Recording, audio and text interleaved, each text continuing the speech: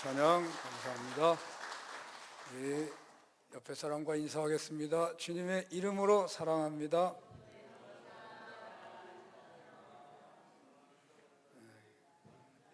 사랑하는데 인상 안 써야 됩니다. 사랑하는데 나쁜 얘기하면 안 됩니다. 칭찬하시고 기도해 주시고, 교회 오면 사랑받기 위해서 오는 거잖아요. 어떤 의미에서 또 사랑을 주기 위해서 오는 거잖아요. 교회 안에서 언제나 그런 은혜가 있었으면 좋겠습니다. 요즘 한절기에 돌아가시는 분들이 꽤 있는 것 같습니다. 지난 주간에 우리 이기성 집사님 어머니께서 소천하셔서 장례식을 치렀는데요. 한 주간 우리 집사님과 유족들을 위해서 기도해 주시고 위로해 주시기를 부탁합니다.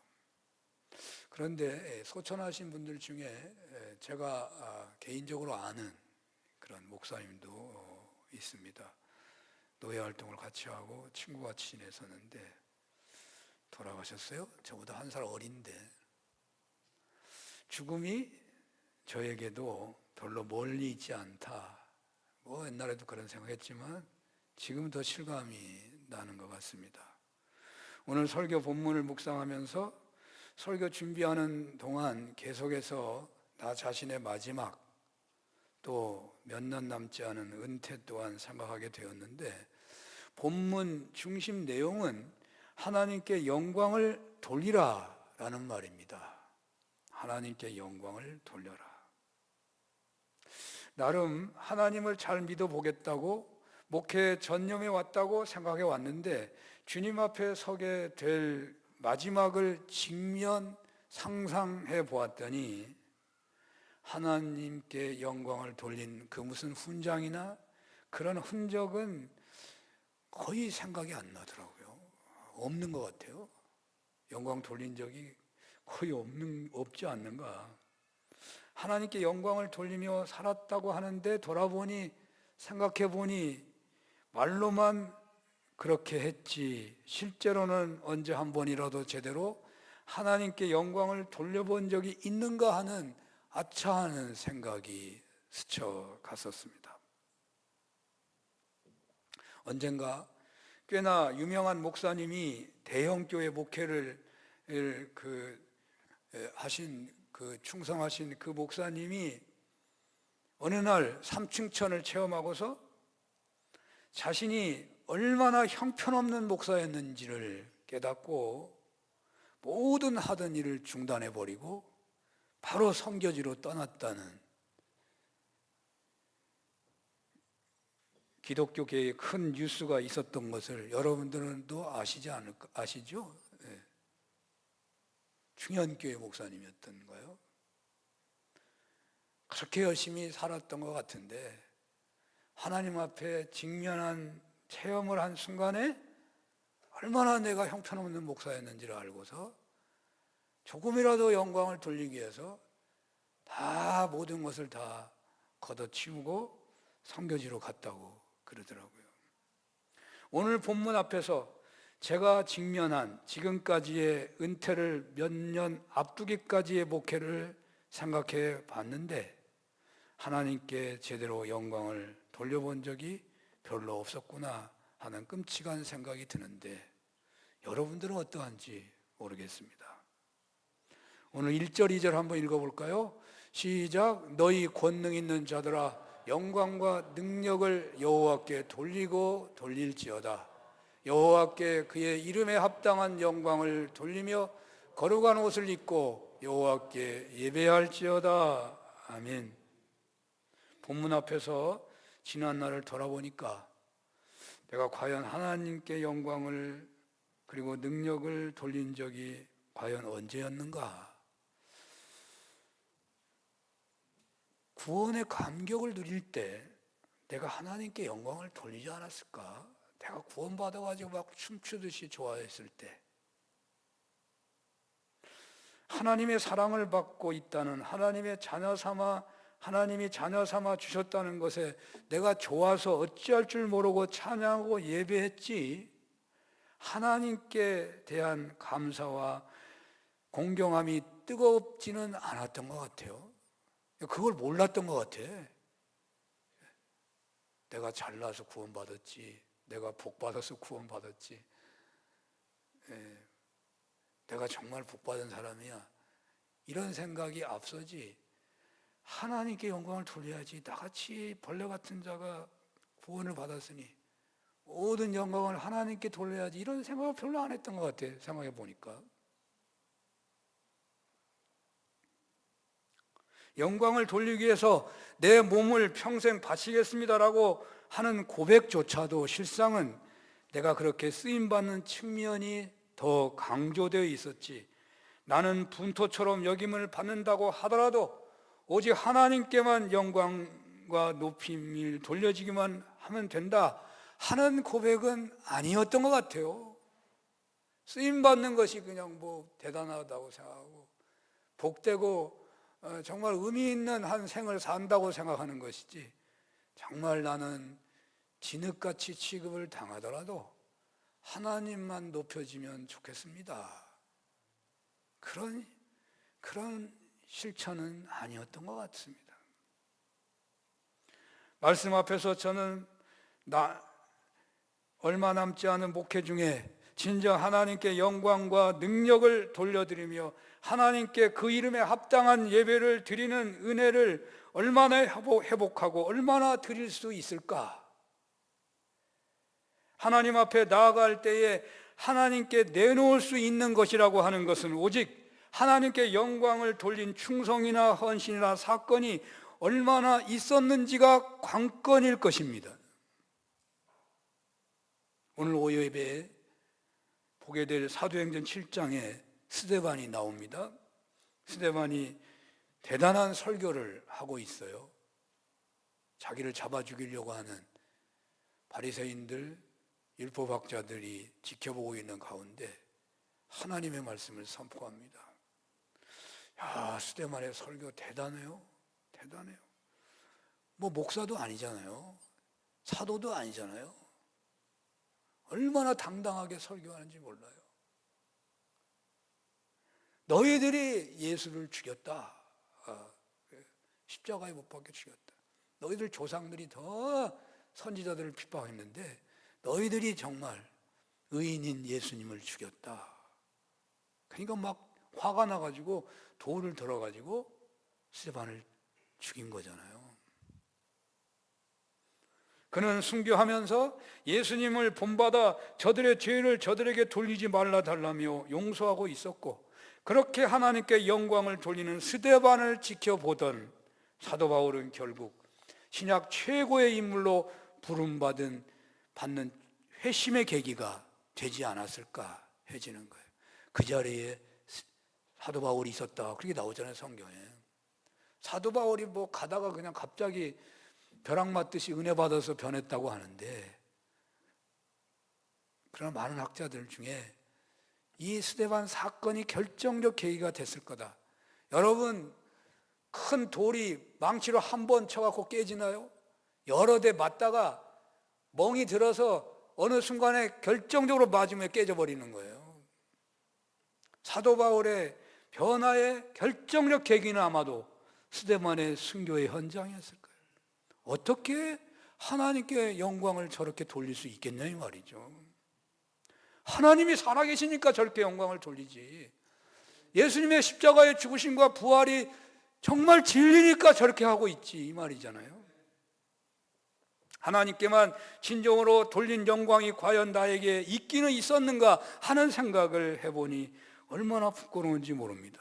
조금이라도 영광이 될 만한 것이 있다면 그것을 다 내 자신의 것으로 돌리고, 영광이 아니라 부끄러운 열매는 하나님이 도와주시지 않아서 하나님이 나를 금수저가 아니라 흙수저로 낳게 하셔서 그런 식으로 탓을 하면서 살지는 않았는지, 그게 죄가 되니까 저는 그렇게 말한 적은 한 번도 없었던 것 같아요. 말은 잘하죠, 말은. 그런데 내 마음에 감격이 없는 것을 보면 말만 한 거지 정말 하나님께 영광을 못 돌리지 않았냐, 그런 말입니다. 지금부터라도 제대로 하나님께만 영광을 돌리며 살아야겠는데, 그렇다면 어떻게 해야 할까요? 너희 권능 있는 자들아, 영광과 능력을 여호와께 돌리고 돌릴지어다. 여호와의 이름에 합당한 영광을 돌리며 거룩한 옷을 입고 여호와께 경배할지어다. 권능 있는 자들에게 그 영광을 하나님께 돌리라고 말씀하고 있어요. 여기 권능 있는 자들은 누구입니까? 신의 아들, 천사들, 신의 대리자라는 주석이 있는데요, 칼빈은 신의 대리자로 불리우는 세상의 권세자들을 말한다고 하더라고요. 신의 대리자와 같은 절대 권력자들은 그 영광을 언제나 자신이 받고 있는 것이죠. 그렇기 때문에 하나님께 영광을 돌린다는 것이 쉬운 것이 아닙니다. 여기 권능 있는 자들과 같이 세상에서 크게 출세하고 인정을 받고 명예를 얻게 되면 대체로 교만해지더라고요. 그래서 이렇게 남의 눈에 띄게 더 성공했으니까 더 눈에 띄게 겸손한 척 보이더라고. 근데 그게 다 보이는 흉내지 실제는 아니에요.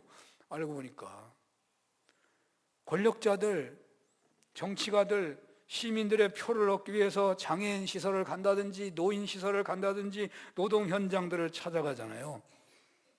이미지를 높이려고 하는 정치 행위일 뿐이지 진정한 섬김과 겸손이 그 중심에 있겠냐? 저는 크게 성공하고도 이름이 없었던 시절처럼 겸손하게 섬긴 분을 거의 만나보지 못했어요. 여러분들은 얼마나 만나보셨나요? 정말 스데반같이, 사도 바울같이 그런 종을 만나봤나요? 당연하게 그냥 그 비슷하기만 해도 훌륭하다고 생각하고 있지 않나요? 나름대로 목회를 하면서 저도 그 길을 가겠다고 했는데, 제가 제 자신을 볼 때 나도 모르게 그냥 낮아지고 남을 높이려고 하는 것이 없어지는 것을 수도 없이 봐요. 나라는 게 형편없는 사람이구나. 우리가 노력을 하고 있겠지만 이름이 나고 유명세를 타게 되면 너나 할 것 없이 교만하여 그만 그 자리에 오래 머무르지 못하고 추락하는 경우가 참으로 많을 것입니다. 여러분들의 혹은 삶 속의 실패도 역시 그런 일로 인한 교만에서 왔을 것입니다. 그러므로 주님께서는 권능 있는 자들에게 모든 권능의 근원이, 힘이 있는 자들에게, 뭐 좀 할 수 있는 자들에게 그 근원이, 그 힘의 근원이 하나님께 있다며, 하나님께 있으니 그 하나님께 영광을 돌리라고 말씀하고 있는 것입니다. 성공한 사람들에게 그 영광을 하나님께 돌리라고 말씀하십니다. 그 영광을 돌리되 여호와의 이름에 합당하게 영광을 돌리라고 말씀하십니다. 영광을 돌린다고 해도 생색을 내고 돌리는 경우가 많은 것 같아요. 정치인들은 모든 영광을 국민에게 돌린다고 하지만 언제나 그것은 마음에도 없는 연극 같은 경우가 많아요. 하나님께 영광을 돌리는 것도 그런 것 같습니다. 진정으로 하나님의 역사하심을 인정하고 오직 그분의 영광을 올려드려야 하는데요, 오늘 본문의 다윗이 바로 모든 만물, 모든 인생, 피조물을 다 다스리고 섭리하시는 하나님께 영광을 돌리라고 명령하듯이 그렇게 말씀하고 있어요. 본문에는 고대인들이 가장 신비하고 두려운 소리로 들었던 큰 물과 매성의 웅장함을 드러내고 있습니다. 당시에 가장 강력했던 바알 우상은 풍요의 신이고 폭풍우의 신인데, 바로 하나님께서 바알 신인 폭풍우와 큰 물에 좌정하시며 매성을 발하시는 전능하신 하나님이 되시기에 그분에게만 찬양과 영광을 돌리라고 명령하고 있는 겁니다. 거대한 대자연을 조화롭게 섭리하시는 하나님의 위대하심과 놀라우심 앞에 피조물인 인간이 얼마나 연약하고 무력한 존재인지를 깨닫게 하며, 그리하여 인간들로 하여금 우주 만물을 주관하시고 다스리시는 여호와의 권능과 영광 앞에 겸손히 무릎 꿇고 경배하며 영광 돌리도록 이끌어가고 있는 그런 말씀인 것입니다. 본문 3절을 보면요, 한번 볼까요? 여호와의 소리가 물 위에 있도다.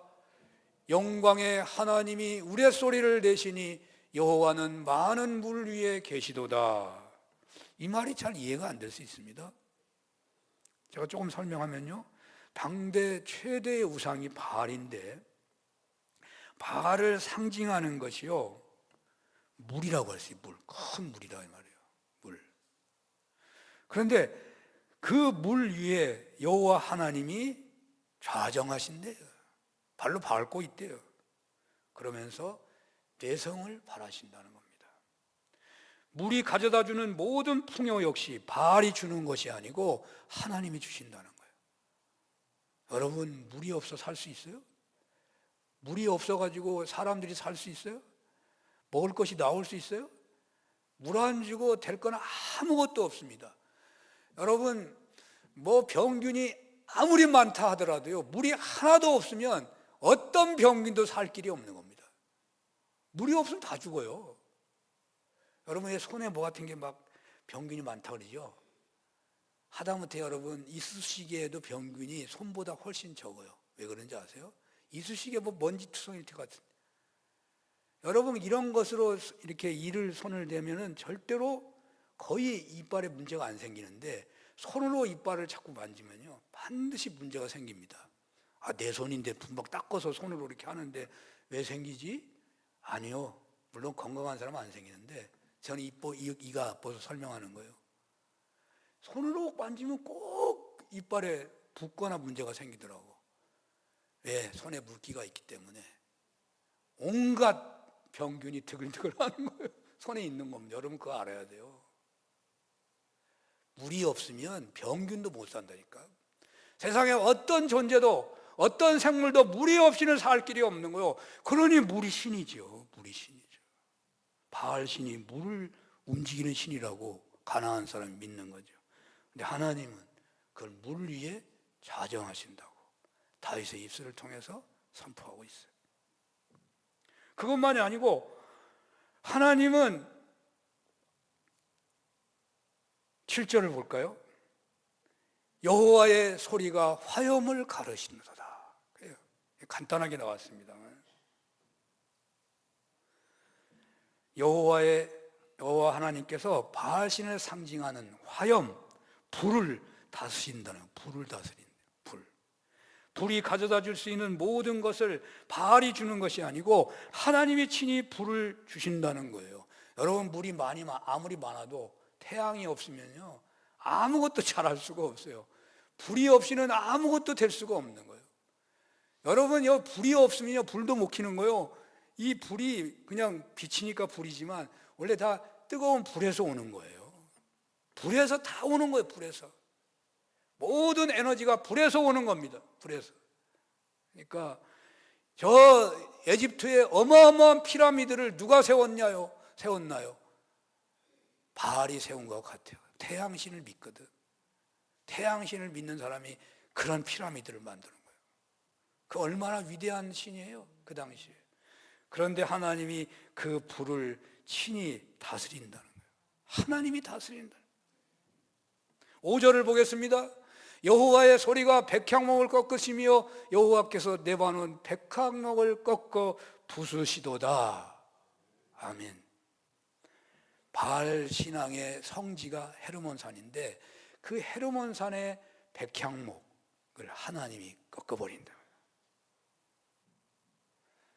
그 모든 산이 진동하고 그 뒤에 보면요, 몇 절인가, 그 사슴이 그냥 낙태한 얘기 나오죠. 그 낙태만 말하고 있는 게 아니고 사슴이 새끼를 낳는 것도 같이 말하고 있는 거예요. 그 토가 다르져 있을 겁니다, 보면은. 그러니까 모든 생물의 생산과 풍요가 바알이 준다고 생각하는데 하나님이 하시는 거다. 그렇게 다윗이 노래하면서 그러니 하나님께만 영광을 돌려야 하지 않냐, 그렇게 명령하고 있는 겁니다. 이 시편의 논조가 이런 식이에요. 가나안의 모든 사람들, 가나안에 빠져있는 모든 이스라엘 사람들은 모든 능력과 생산과 성공과 풍요를 바알이 가져다 주었다는 것입니다. 그러나 그들이 믿고 있었던 바알은 전능하신 여호와의 소리에 굴복하고 바람 앞에 등불처럼 사라졌으며, 그 바알의 성산을 마음대로 주무르시고 큰 물과 화염까지도 마음 먹음대로 움직이시고 다스리시는 분은 오직 살아계시는 여호와 하나님이시니 그러므로 오직 하나님께만 영광을 돌리라 라고 선포하고 있는 거예요. 그런데 사실 이 말씀은 이 정도로 설명해 가지고 그 현장감을 제대로 느끼기가 어렵다고 봐야 합니다.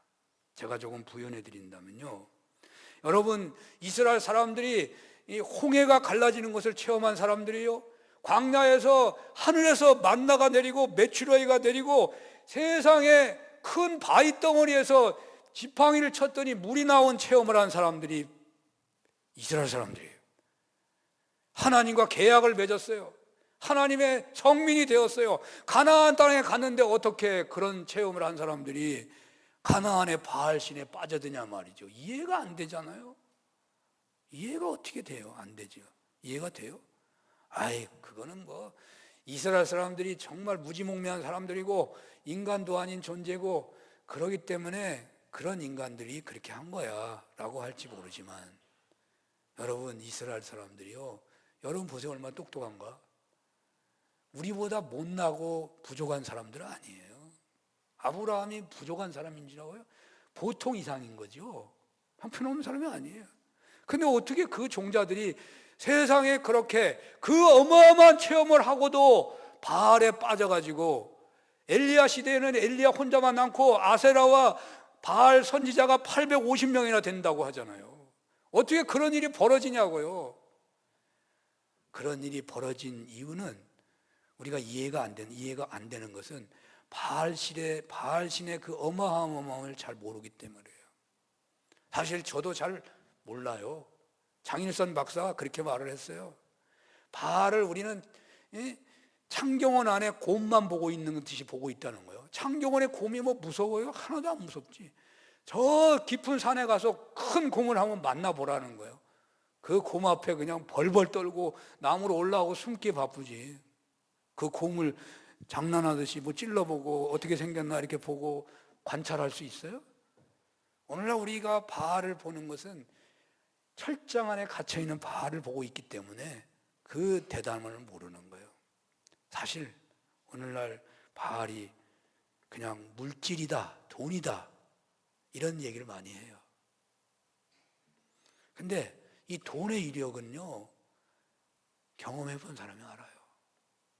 사실 돈의 이력을 저도 잘 몰라. 왜냐면 없어도 살고 그냥 가난하게 살아왔으니까. 그러나 그 이력을 아는 사람은요, 그 현장에서 그 일어나는 모든 것을 보면 알 거예요. 자본주의 시대의 돈의 이력은 어마어마합니다. 전쟁이요, 돈하고 절대적으로 관련이 있는 겁니다. 돈 없으면 전쟁 못합니다. 못하는 거예요. 왜 이란이 개입을 안 할까요? 말하는 해설가들 말이 다 그래. 돈이 없어서 못한대. 돈이 없어서. 전쟁이요, 돈 없으면 할 수 없어요. 돈 없으면 치료 못 받아요. 돈의 이력 앞에 자유할 사람이 과연 얼마나 있나요? 세상의 명예, 권력, 향락, 유혹에 자유할 사람이 얼마나 있나요? 권력, 명예, 향락을 다 품고 있는 돈의 이력 앞에 자유할 신앙인이 몇 %나 될까요? 그래서 수도원에는요, 원래가 동정녀 혹은 결혼하지 않은 총각들이 들어가는 거예요. 왜 수도원에 그렇게 하는 줄 아세요? 맛을 몰라야, 세상 맛을 몰라야 그곳에서 살 수 있기 때문에 그런 관습이 있었던 거예요.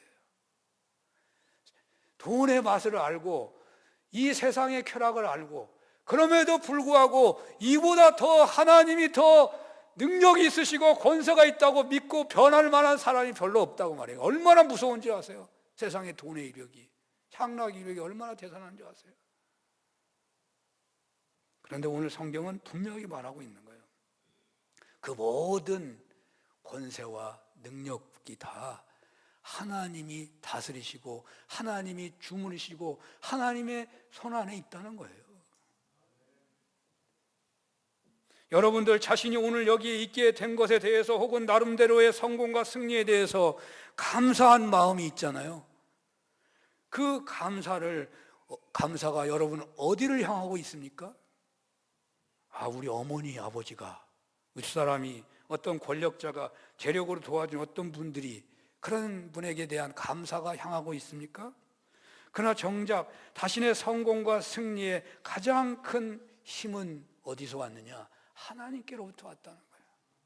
그러므로 다른 사람이나 다른 것들에게 감사와 영광을 돌리기 전에 먼저 하나님께 감사와 영광을 돌릴 수 있어야 한다는 것입니다. 하나님께 영광을 돌리는 것에 주저하지 마시기를 바랍니다. 오늘 성경은 눈에 보이는 바알이 모든 것을 가능하게 한 것처럼 보이고 현혹하지만 절대 그렇지 않다는 거예요. 하나님이 하셨다는 것입니다. 그러므로 진정 마음 깊은 데서 솟아나는 감정으로 영광을 하나님께 올려드리는 여러분들 되시기를 바랍니다.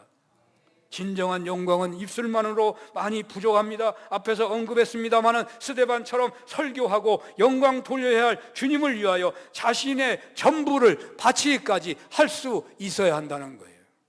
사도 바울은 빌립보서 3장 7절에서 9절 상반절에 이렇게 말했어요. 그러나 무엇이든지 내게 유익하던 것을 내가 그리스도를 위하여 다 해로 여길 뿐더러 또한 모든 것을 해로 여김은 내 주 그리스도 예수를 아는 지식이 가장 고상하기 때문이라. 내가 그를 위하여 모든 것을 잃어버리고 배설물로 여김은 그리스도를 얻고 그 안에서 발견되려 함이니. 아멘.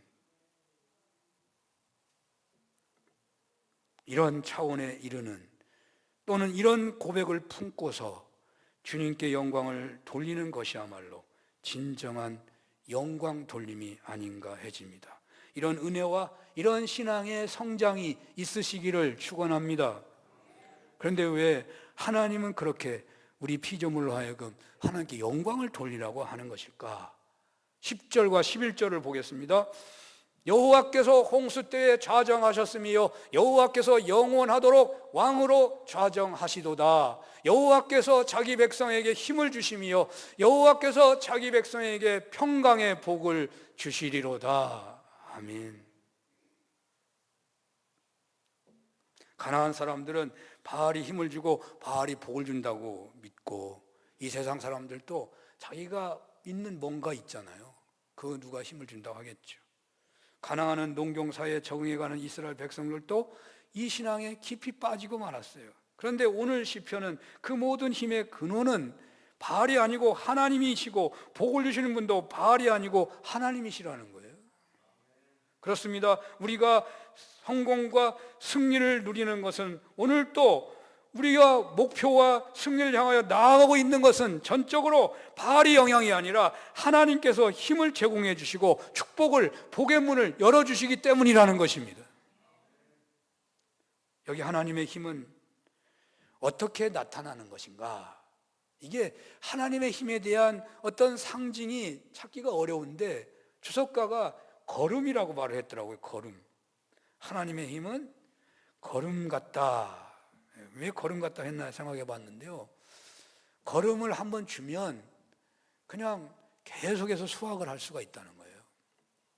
근데 거름이 안 준 그 화초는 그냥 물만 준다고 해서 자라지도 않고 계속 돌봐도 결국 열매를 맺지 못한다는 거예요. 거름이 없으면.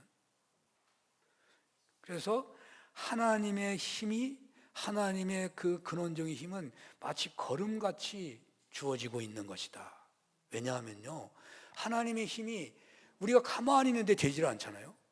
하나님이, 우리가 그냥 놀기만 하면 돼야 되지, 하나님이 주셨다 하면 그러면 다. 그게 아니고 하나님이 거름 같은 힘으로 주셨기 때문에 우리가 물도 줘야 되고 벌레도 잡아야 되고 농사를 자꾸 져서 풍성하게 거둬야 된다는 거예요. 하나님의 힘은 거름같이 사람에게 임하고 있다는 거예요. 우리의 노력, 여하에 따라서 충분하게 열매를 거두시게 하시는 그러한 은혜로 임하신다는 거예요. 어찌 우리가 그렇다면 홀로 성공할 수 있겠습니까? 어찌 우리가 홀로 열매를 거두고 이렇게 살아간다고 말할 수 있겠습니까? 다 하나님이 힘을 주시고 복을 주셨기 때문에 된 거예요. 걸음 안 주면 아무 소용이 없는 거예요. 아무 소용이 없는 거예요.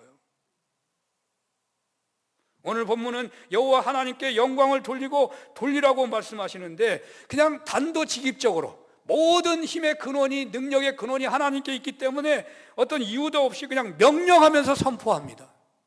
영광과 능력을 여호와께 돌릴지어다, 그렇게 선포하고 명령하고 있는 것입니다. 시인에게 있어서 여호와 하나님을 찬양하고 그분께 영광을 돌리는 것은 설명할 문제가 아니라 선포의 문제였다는 거예요. 이유 불문을 막론하고 하나님께 영광을 돌리라는 말이라는 거죠.